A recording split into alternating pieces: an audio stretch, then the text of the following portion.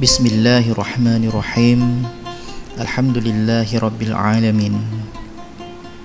Huwallazi arsala rasulahu bil huda wa dinil haqq liyuzhirahu 'alad dini kullih walau karihal kafirun walau karihal munafiqun walau karihal musyrikun. Sidang pendengar, kembali kita dalam kuliah memahami kehendak Allah.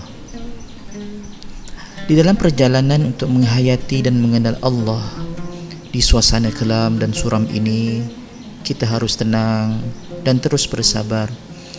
Mudah-mudahan sedikit perkongsian kami ini menyumbang kepada kejernihan fikiran dan jiwa yang murni, insya-Allah. Berbalik kepada kisah nikmat yang telah manusia dustakan, di dalam surah Ar-Rahman sebanyak 31 kali Allah rekodkan persoalannya di dalam surah itu.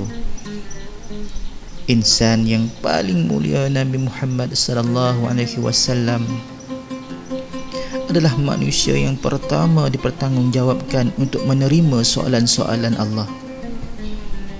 Andai kata Allah memerlukan jawapan daripada kekasihnya itu, apa yang Rasulullah jawab? Sidang pendengar, kita tidak akan dapat sebarang hujah konkret tentang jawapan yang Rasulullah berikan, melainkan dengan meneliti apa yang baginda laksanakan seusai Rasulullah menerima wahyu yang pertama. Allah Subhanahu wa ta'ala telah mengurniakan buat semua umat manusia pada hari ini tanpa pengecualian suasana tahannut ataupun pengasingan diri baginda Rasulullah sallallahu alaihi wasallam di dalam Gua Hira.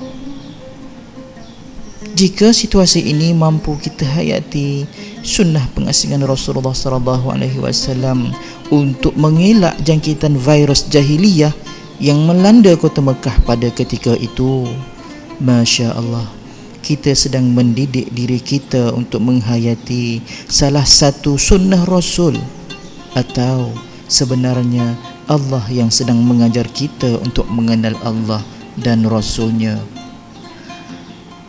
Pengasingan ini adalah satu ibadah jika kita memenuhi syarat. Antaranya, kita membetulkan pola fikir kita, niat kita, bahawa ini semua adalah kehendak Allah. Semua ini hanya mampu disedarkan kerana nilai besar makna Bismillahirrahmanirrahim, dengan menyebut nama Allah yang Maha Pemurah lagi Maha Penyayang. Yang sebelum ini hanya dihayati sebagai ayat pembuka majlis, ayat pembuka makan, dan ayat memulakan perjalanan. Syarat lainnya adalah mengakui bahawa kita hanyalah hamba-Nya dan meletakkan coronavirus ataupun COVID-19 ini yang menjadi pandemik pada hari ini juga adalah hamba-Nya. Bismillahirrahmanirrahim. Wa ma khalaqtul jinna wal ins illa liya'budun. Surah Az-Zariyat ayat yang ke-56. Dan aku tidak menciptakan jin dan manusia melainkan supaya mereka mengabdi kepadaku.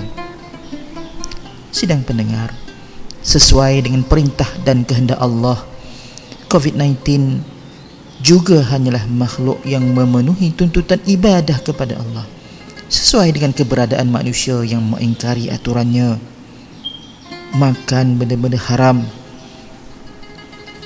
perbuat maksiat. Maka COVID-19 ini melaksanakan apa yang sesuai dengan aturan bentuk kejadiannya.